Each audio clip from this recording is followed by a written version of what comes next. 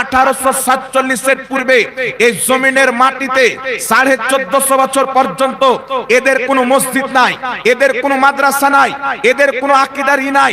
কেন নাই? পৃথিবীর মুসলমান যদি এরা অরিজিনালি জান্নাতি দলের লোক হতো, অরিজিনালি মুসলমান হতো, তাহলে 500 বছর পূর্বে তাদের মসজিদ মাদ্রাসা হতো, 1000 বছর পূর্বে তাদের মসজিদ হতো, আর 1200 বছর পূর্বে তাদের কোনো আলামত থাকতো।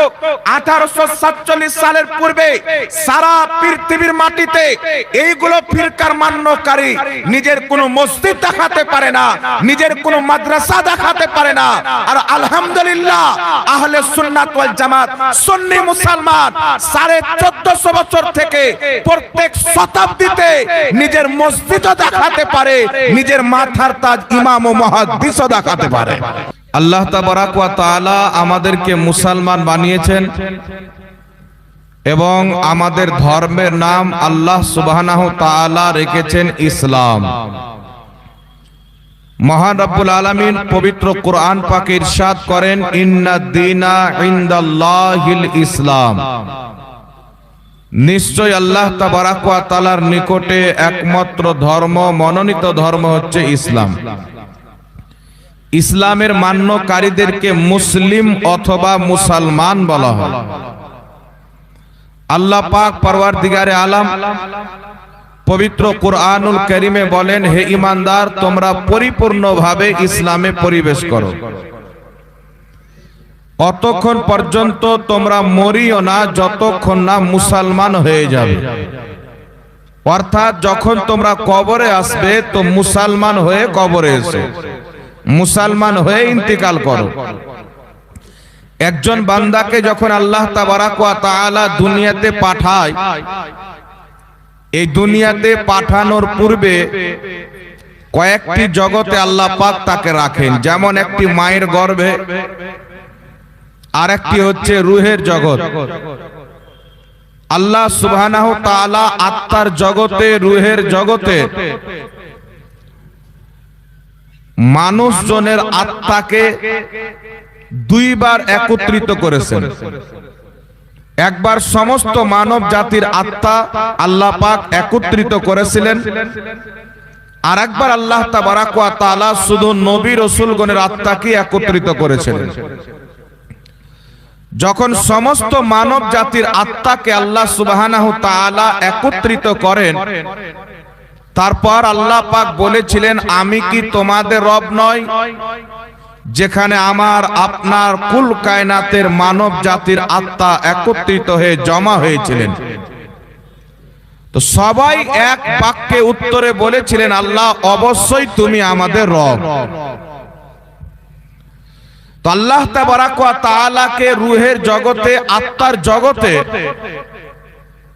সবাই এক বলে মেনেছেন, রব বলে স্বীকার করেছেন। তাই নবী পাক সাল্লাল্লাহু আলাইহি ওয়াসাল্লাম বলেন, যখন পৃথিবীতে বাচ্চা জন্মগ্রহণ করে, সেই বাচ্চা মুসলমান হয়ে জন্মগ্রহণ করে। সে ইহুদির বাড়িতে হোক, নাসারার বাড়িতে হোক, হিন্দুর বাড়িতে হোক, যে কোনো ধর্মের মান্যকারীর বাড়িতে বাচ্চা জন্ম নেক, সেই বাচ্চা যখন জন্মগ্রহণ করে সেই সময়তে সে মুসলমান থাকে। কারণ রূহের জগতে আল্লাহ পাককে রব মেনে নিয়েছে। মা বাপ ইহুদি, তাকে ইহুদি ধর্মের কালচার দিয়ে ইহুদি বানিয়ে দেয়, খ্রিস্টান ধর্মের শিক্ষা দিয়ে খ্রিস্টান বানিয়ে দেয়। এটা আল্লাহ পাকের মেহেরবানি, আল্লাহ পাকের কারাম, দয়া, যে আল্লাহ সুবহানাহু তাআলা আমাকে আপনাকে মুসলমান করে মুসলমানের বাড়িতে পাঠিয়েছেন। আর আল্লাহ পাকের সবচাইতে বেশি মেহেরবানি যে তিনি মুসলমান করে মুসলমানের বাড়িতে পাঠিয়েছেন। আবার মুসলমানের মধ্যে যে 73টি দল হবে, তার মধ্যে যেটা হচ্ছে জামাত, যেটা হচ্ছে জান্নাতি জামাত, সেই জামাত অর্থাৎ আহলে সুন্নাত ওয়াল জামাতের মধ্যে আমাকে আপনাকে পাঠিয়েছেন। বিরাদর ইসলাম, ইসলাম হচ্ছে আল্লাহ পাকের মনোনীত ধর্ম। ইসলাম মানুষকে ফিরকাতে বন্টন হতে নিষেধ করে, ইসলাম মানুষের মধ্যে বিভেদ সৃষ্টি করাতে নিষেধ করে, ইসলাম মানুষদেরকে মারামারি করতে নিষেধ করে, ইসলাম মানুষকে ভুল কাজ করতে নিষেধ করেন, হারাম কাজ করতে নিষেধ করেন। ইসলাম শান্তির বার্তা দেয়, হালাল কাজের আদেশ দেয়, হারাম কাজ থেকে বাধা দেয়। ইসলাম মোহাব্বতকে শেখায়, ভালোবাসাকে শেখায়। ফিরকা থেকে দল দল হওয়া, টুকরা টুকরা হওয়া থেকে ইসলাম নিষেধ করেন। আল্লাহ পবিত্র কোরআন পাকে বলছেন ওয়াতাসিমু হাবলিল্লাহি জামাআ। আল্লাহ তাবারাক ওয়া তাআলা বলতেছেন তোমরা আল্লাহর রশ্মিকে মজবুত করে ধরে নাও, ফিরকাতে বন্টন হয় না। তো আল্লাহ তাবারাক ওয়া তাআলা রশ্মি কি? হাবলিল্লাহি জামাআ। আল্লাহ রশ্মিকে মজবুত করে ধরে নাও। এই আয়াতের তাফসিরে রাইসুল মুফাসসিরিন, আলিমে কোরআন, জিনার ব্যাপারে স্বয়ং রাসূলে খোদা সাল্লাল্লাহু আলাইহি ওয়াসাল্লাম আল্লাহর কাছে দোয়া করেছিলেন, আল্লাহ তুমি আব্দুল্লাহ ইবনে আব্বাসকে কোরআন পাকের আলিম বানিয়ে দাও। সেই সাহাবী নবী মুস্তাফার খানদান, আহলে বাইতের সদস্য আব্দুল্লাহ ইবনে আব্বাস রাদিয়াল্লাহু তাআলা আনহু কোরআন পাকের একটি তাফসীরের কিতাব লিখেছেন, যাকে তাফসীরে ইবনে আব্বাস বলা হয়। এই কিতাবের মধ্যে হাবলিল্লাহি জামাআ, আল্লাহর রশ্মিকে মজবুত করে ধরে নাও, এর তাফসীর করতে গিয়ে বলতেছেন আল্লাহর রশ্মিটা কি?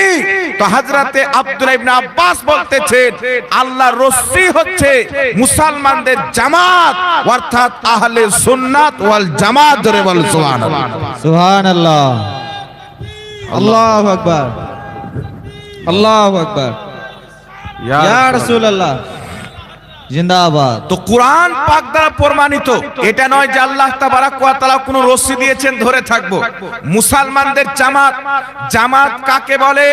যেটা রাসূলে পাক সাহিবে লাওলাক সাল্লাল্লাহু তাআলা আলাইহি ওয়া আলিহি ওয়াসাল্লাম থেকে যে জামাত যুগ যুগ থেকে চলে আসছেন, সারা পৃথিবীতে যাদের সংখ্যা সবচাইতে বেশি, ভারত, বাংলাদেশ, পাকিস্তানে যাকে সাওয়াদে আজম বলা হয়, সবচাইতে সংখ্যাগরিষ্ঠ জামাত বলা হয়। অর্থাৎ ফিরকা নয় যে অল্প ব্যক্তি গিয়ে ফিরকা বানিয়ে নিল, 1000 লোক বেরিয়ে ফিরকা বানিয়ে নিল, 2000 লোক বানিয়ে ফিরকা বানিয়ে নিল। যেই জামাত রাসূলের যুগ থেকে চলে আসতেছে, ওই জামাতকে হাবলিল্লাহ বলা হয়েছে, অর্থাৎ আল্লাহর রশ্মি বলা হয়েছে। অর্থাৎ আল্লাহ পাক পবিত্র কোরআন পাকে বলেছে তোমরা আহলে সুন্নাত ওয়াল জামাতের মধ্যে কায়েম থাকো। এই জামাত ছাড়া অন্য ফিরকা গিয়ে নিজের ঈমানকে ধ্বংস করিও না। সুবহানাল্লাহ। এটা কোরআন এবং কোরআনের আয়াত দ্বারা, কোরআন পাকের তাফসীর দ্বারা প্রমাণিত। যারা আহলে সুন্নাত ওয়াল জামাতকে ত্যাগ করে বিভিন্ন ফিরকাতে বন্টন হয়েছে, নাম যত সুন্দর রাখো, নাম যদি কোরআনের আয়াত দিয়ে রাখো, নাম যদি সহিহ হাদিস দিয়ে রাখো, কিন্তু যদি আহলে সুন্নাত ওয়াল জামাত থেকে বেরিয়ে যায়, সেটা হচ্ছে 72 জাহান্নামী ফিরকার মধ্যে একটি জাহান্নামী ফিরকা। আল্লাহ পাকের শুকরিয়া আদায় করি, আমরা সুন্নি আহলে সুন্নাত ওয়াল জামাত কোন ফিরকাতে বন্টন হইনি। যেই জামাত নবীর যুগ থেকে নিয়ে আজ পর্যন্ত চলে আসতেছে, ওই জামাতের প্রতি সুন্নি মুসলমান দাঁড়িয়ে আছে। এই জন্য পৃথিবীর মুসলমান, এখানে একটা কথা আমি আপনাকে বলতে চাই, ফিরকাতে কারা বন্টন হয়েছে? আমরা কোন ফিরকাতে বন্টন হওয়ার কথা বলি না। কেউ যদি এটা মনে করে সুন্নি একটা ফিরকা, আহলে সুন্নাত ওয়াল জামাত একটা ফিরকা, এটা হবে তার ভুল।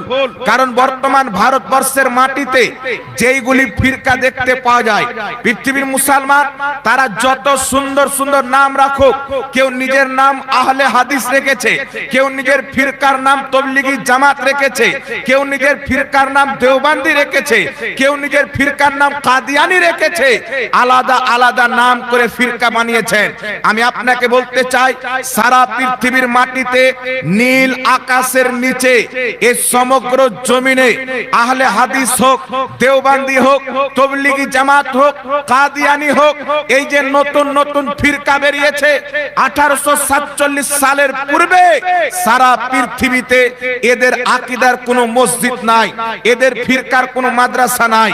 আমি আপনাকে বলতে চাই 1847 এর পূর্বে এই জমিনের মাটিতে 1450 বছর পর্যন্ত এদের কোনো মসজিদ নাই, এদের কোনো মাদ্রাসা নাই, এদের কোনো আকীদারই নাই। কেন নাই? পৃথিবীর মুসলমান যদি এরা অরিজিনালি জান্নাতি দলের লোক হতো, অরিজিনালি মুসলমান হতো, তাহলে 500 বছর পূর্বে তাদের মসজিদ মাদ্রাসা হতো, 1000 বছর পূর্বে তাদের মসজিদ হতো, আর 1200 বছর পূর্বে তাদের কোনো আলামত থাকতো। 1847 সালের পূর্বে সারা পৃথিবীর মাটিতে এইগুলো ফিরকার মান্যকারী নিজের কোনো মসজিদ দেখাতে পারে না, নিজের কোনো মাদ্রাসা দেখাতে পারে না। আর আলহামদুলিল্লাহ আহলে সুন্নাত ওয়াল জামাত সুন্নি মুসলমান 1450 বছর থেকে প্রত্যেক শতাব্দীতে নিজের মসজিদও দেখাতে পারে, নিজের মাথার তাজ ইমাম ও মুহাদ্দিসও দেখাতে পারে। নারায়ে তাকবীর, নারায়ে রিসালাত, নারায়ে রিসালাত। মুফতি জাহাঙ্গীর আলম রেজভী সাহেব বক্তব্য হচ্ছে, বলার উদ্দেশ্য হচ্ছে, যদি তবলিগি জামাত সত্যিকারী জান্নাতি হতো তাহলে তাদের 100 বছর পূর্বে পৃথিবীতে কোনো মসজিদ মাদ্রাসা কেন নাই? যদি আহলে হাদিস জান্নাতি দল হতো 1847 এর পূর্বে সারা পৃথিবীর জমিনে তাদের কোনো মসজিদ মাদ্রাসা কেন নাই? যদি দেওবন্দি দল হকপন্থী হতো 1847 এর পূর্বে দেওবন্দ মাদ্রাসার পূর্বে তাদের কোনো মসজিদ মাদ্রাসা কেন নয়? কিন্তু আলহামদুলিল্লাহ যদি আহলে সুন্নাত ওয়াল জামাত সুন্নিদেরকে জিজ্ঞাসা করা হয়, মদিনা শরীফের মাটিতে নবী মুস্তাফা রওজার উপরে যে সবুজ গুম্বাদ দেখতে পাওয়া যায়, যাকে দেখার জন্য প্রত্যেক মুসলমান বেকুল হয়ে থাকে, ওই গুম্বাদে খাজরা তৈরি করনে वाला অন্য ফিরকার লোক ছিল না, আহলে সুন্নাত ওয়াল জামাত সুন্নি জামাতের লোক ছিল মুসলমান। সুবহানাল্লাহ, সুবহানাল্লাহ। আজ থেকে সারা পৃথিবীর মাটিতে বর্তমানে যে সবচাইতে বড় মাদ্রাসা মিশরে উপস্থিত রয়েছে, যেই মাদ্রাসাকে জামে আজহার বলা হয়, এই জামে আজহার মিশরের মাদ্রাসা, যেখান থেকে পড়নে ওয়ালাকে, যেখান থেকে ফারিগ হোনে ওয়ালাকে আজহারি বলা হয়। এই জামে আজহার মাদ্রাসার বয়স কম বেশি 1000 থেকে 1200 বছর হবে। পৃথিবীর মুসলমান এই 1000 থেকে 1200 বছর পূর্বের তৈরি হওয়া মাদ্রাসা কোন আকীদার প্রতি চলে, কারা তৈরি করেছে? খোদার ইজ্জতের কসম খেয়ে বলি, জামে আজহার মাদ্রাসা 1000 বছর থেকে আহলে সুন্নাত ওয়াল জামাত সুন্নি জামাতের প্রতি তাকে কায়েম করা হয়েছে। আজ পর্যন্ত সুন্নি জামাতের প্রতি দাঁড়িয়ে আছে মুসলমান। সুবহানাল্লাহ। আমরা যদি নতুন দল হতাম, সুন্নি জামাত যদি একটা ফিরকা হতো, 1200 বছর পূর্বে তাদের মাদ্রাসা কেন আছে? 800-850 বছর পূর্বে খাজা মঈনুদ্দিন চিশতি রওজার প্রতি গুম্বাদ সুন্নিরা বানিয়েছেন। 1200 বছর পূর্বে ইমামে আবু হানিফা রওজার প্রতি গুম্বাদ সুন্নিরা বানিয়েছেন। এই পৃথিবীর মুসলমান পৃথিবীর যে কোনো দেশে যে কোনো জায়গাতে যাবেন, আলহামদুলিল্লাহ আহলে সুন্নাত ওয়াল জামাত সুন্নি জামাতের আলামত খুঁজে পাবে। কারণ প্রত্যেক ফিরকা রয়েছে, তাদের 1847 এর পূর্বে তাদের কোনো মসজিদ মাদ্রাসা এই জন্য নাই। 1847 এর পর ওয়াহাবি জামাত ইংরেজরা বানিয়েছে, আহলে হাদিস দল ইংরেজরা বানিয়েছে, দেওবন্দি ফিরকা ইংরেজরা বানিয়েছে, তবলিগি ফিরকা ইংরেজরা বানিয়েছে। আর আহলে সুন্নাত ওয়াল জামাত সুন্নি জামাত কোন ইংরেজদের তৈরি করা দল নয়। 1450 বছর পূর্বে মক্কা মদিনার মাটিতে মুহাম্মদ রাসূলুল্লাহ সাহাবীদেরকে যে জামাত দিয়েছে, বর্তমানে ওই জামাতের নাম সুন্নি বারেলভি জামাত মুসলমান। নারায়ে তাকবীর, নারায়ে রিসালাত। এই জন্য আলহামদুলিল্লাহ আমাদের কোনো আকীদা হোক আর আমাদের কোনো আমল হোক, মনে রাখবেন পৃথিবীর মুসলমান, আজকে মামুলাতে আহলে সুন্নাত ওয়াল জামাত সুন্নি জামাতের কিছু আমলকে, সুন্নি জামাতের কিছু কর্মকে অনেকে আবার রয়েছেন শিরিক শিরিক বলে চিল্লায়, এরা শিরিক করে, এরা শিরিক করে। আমি আপনাদেরকে বলতে চাই, আমার আপনার নবী সাল্লাল্লাহু আলাইহি ওয়াসাল্লাম কি বলেছেন? ইমাম ইবনে কাসির রাহমাতুল্লাহ আলাইহি নিজের বিখ্যাত তাফসিরের কিতাব তাফসির ইবনে কাসিরের মধ্যে একেবারে সহিহ সনদে হাদিস নিয়ে এসেছেন। হাদিসের বর্ণনাকারী হযরতে হুযায়ফা বিন ইয়ামান রাদিয়াল্লাহু তাআলা আনহু। হযরতে হুযায়ফা বিন ইয়ামান বর্ণনা করছেন, আল্লাহর নবী সাল্লাল্লাহু আলাইহি ওয়াসাল্লাম বলেছেন, কি বলেছেন? এমন একটা যুগ চলে আসবে, কিছু লোক হবে তারা নিজের পড়োশীর প্রতি তলোয়ার নিয়ে বেরিয়ে যাবে, ফতোয়া ঝাড়বে, তোমরা শিরক করছো, তোমরা শিরক করছো। হযরতে হুযায়ফা বিন ইয়ামান নবী পাকের সাহাবী বলতেছেন, আমি হুজুরকে জিজ্ঞাসা করলাম, ইয়া রাসূলুল্লাহ, ইয়া হাবিবাল্লাহ, সত্যি কি আপনার উম্মত শিরকে লিপ্ত হয়ে যাবে? সত্যি কি আপনার উম্মত শিরক করতে আরম্ভ করবে? আমার আপনার নবী সাল্লাল্লাহু আলাইহি ওয়াসাল্লাম 1450 বছর পূর্বে বলছেন, হুযায়ফা বিন ইয়ামান, আমার উম্মত কোনদিন শিরক করবে না। যারা শিরকের ফতোয়া দিবে তারা নিজেই মুশরিক হবে, যাদের প্রতি শিরকের ফতোয়া দিবে তারা পাক্কা মুসলমান হবে। তো 1450 বছর পূর্বে রাসূল পাক তো ফয়সালা করে দিয়েছে। আর আমি আপনাকে বলতে চাই, এই মালদা জেলার মাটিতে খোদার ইজ্জতের কসম, আমরা আহলে সুন্নাত ওয়াল জামাত সুন্নি জামাতের মানুষ, আমাদের কোনো আকীদাকে, আমাদের কোনো আমলকে কিয়ামতের সকাল পর্যন্ত এমন কোন মা সন্তান জন্ম দেয়নি যা আহলে সুন্নাত ওয়াল জামাতের একটি আকীদাকে শিরক প্রমাণ করবে। এটা আজ পর্যন্ত কারোর ক্ষমতা হয়নি, কিয়ামতের সকাল পর্যন্ত ক্ষমতা হবে না মুসলমান। কেউ ক্ষমতা হয়নি, কারোর আর হবে না যা আমাদের কোন আকীদাকে শিরক প্রমাণ করবে। খোদার ইজ্জতের কসম খেয়ে বলি, আমাদের আকীদা 200 বছর পুরাতন নয়, 100 বছর পুরাতন নয়। আমাদের আকীদা যেটা সাহাবায়ে কেরাম থেকে যুগ যুগ থেকে চলে আসতেছে, ওই আকীদার নাম হচ্ছে আহলে সুন্নাত ওয়াল জামাত, যাকে ভারত, বাংলাদেশ, পাকিস্তানে সুন্নি বেরেলভি বলা হয়। এটাই হলো অরিজিনালি আহলে সুন্নাত ওয়াল জামাত। এবার আপনাকে বলি, পৃথিবীর মুসলমান যারা নাম, নিজের নাম ইংরেজদের কাছ থেকে নিয়েছেন, এই জামাতটা কি করে হকপন্থী হতে পারে? আমি আপনাকে কিতাবের ফারিস দিয়ে দিচ্ছি। কিতাবটির নাম হচ্ছে সিরাতে সানাইয়া, কিতাবটির নাম হচ্ছে ফাতাওয়া সানাইয়া, লেখক হচ্ছে সানাউল্লাহ আমৃতসরি। কিতাবটির নাম হচ্ছে সিরাতে বুখারী। এই সমস্ত কিতাব হচ্ছে যারা নিজেকে আহলে হাদিস বলে পরিচয় দেয়, আসলে তারা হচ্ছে ওয়াহাবি। মুহাম্মদ বিন আব্দুল ওয়াহাব নজদি একজন খারজি ব্যক্তি বেরিয়েছে নজদের মাটিতে। রাসূলে কায়নাত সাল্লাল্লাহু আলাইহি ওয়াসাল্লাম বলেছিলেন, এই নজ থেকে ফিতনা বের হবে, এই নজ থেকে শয়তানের সিং বের হবে। আর ইমাম ইবনে আবিদিন শামী ফাতাওয়া শামীর মধ্যে লিখেছে, ওই ফিতনার নাম, ওই শয়তানের সিংহের নাম হলো মুহাম্মদ বিন আব্দুল ওয়াহাব নজদি। এই মুহাম্মদ বিন আব্দুল ওয়াহাব নজদির মান্যকারীদেরকে ওয়াহাবি বলা হয়। ভারতবর্ষের মাটিতে সর্বপ্রথম এই ওয়াহাবি মতের যে প্রথম কিতাব বের হয়, সেই কিতাবটির নাম হচ্ছে তাকওয়াতুল ঈমান। কি নাম বললাম বাবা? ভারত, বাংলাদেশ, পাকিস্তান যখন একটাই দেশ ছিল, ইংরেজদের হুকুমত ছিল, তখন তাদের সর্বপ্রথম কিতাব বের হয়। কিতাবটির নাম হচ্ছে তাকওয়াতুল ঈমান। এই তাকওয়াতুল ঈমান কিতাব ইংরেজরা ইংরেজি ভাষাতে অনুবাদ করে, ট্রান্সলেশন করে গোটা ভারতবর্ষের মাটিতে ফ্রিতে বন্টন করে। এই তাকওয়াতুল ঈমান লেখার পর পৃথিবীর মুসলমান এতে এমন কিছু জঘন্য আকীদা লেখা হলো, যে আকীদা বয়ান করতে মানুষের রূহ পর্যন্ত কেঁপে যাবে। এই আকীদাগুলিকে লেখার পর ওয়াহাবি একটা নাপাক ফিরকা, ওয়াহাবি একটা গুস্তাখে রাসূল, আল্লাহ পাকের বেয়াদব, গোটা ভারতবর্ষে যখন প্রচার হয়ে গেল, এদের ভারতের মাটিতে জিনা মুশকিল হয়ে গেল। চায়ের দোকানে ওয়াহাবিকে বসতে দেওয়া হবে না, মিষ্টির দোকানে ওয়াহাবিকে বসতে দেওয়া হবে না, ওয়াহাবির সঙ্গে খাওয়া দাওয়া করা যাবে না, কারণ তারা আল্লাহকে গালি দিয়েছে, নবী মুস্তাফাকে গালি দিয়েছে। যখন তাদের মুখোশ উন্মোচন হয়ে গেল, এমনি সমাজে তারা ভারতবর্ষে ইংরেজি হুকুমতের কাছে গিয়ে তাদের হাতে পায়ে তেল দিয়ে মালিশ করে বলেছিল, আমাদের ওয়াহাবি নামটা চেঞ্জ করে দাও।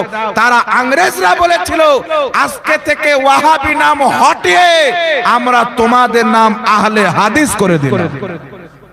ওয়ান ক্যামেরা বলতেছি, যদি কোনো মায়ের হিম্মত থাকে চ্যালেঞ্জ অ্যাকসেপ্ট করুক, তাদের একাধিক পুস্তক থেকে দেখাবো আহলে হাদিস নাম এটা ইংরেজদের দেওয়া নাম, তাই মুসলমানদের জন্য আহলে হাদিস ফিরকাতে যাওয়া মানে ইংরেজদের গোলামিতে যাওয়া, আর আহলে সুন্নাত ওয়াল জামাত সুন্নি হয়ে থাকা, মুহাম্মদ রাসূলুল্লাহর গোলাম হয়ে থাকা। মানে যেই নামটা ইংরেজ দিয়েছেন এই নাম আমরা নিজে রাখতে পারি বাবা? কথা বলতে হবে। রাখতে পারি? এই নাম কোন মুসলমান নিজে রাখতে পারে না। এই জন্য হাবলিল্লাহি জামাআ, আল্লাহ পাক পরওয়ারদিগারে আলম নিজের রস্সিকে ধরে রাখতে বলেছেন, যেটা হচ্ছে আহলে সুন্নাত ওয়াল জামাত, যার শর্ট নাম হচ্ছে সুন্নি জামাত। এই নাম ইংরেজদের দেওয়া নয়, এই নাম হচ্ছে মুহাম্মদ রাসূলুল্লাহ এবং তার সাহাবীর দেওয়া নাম।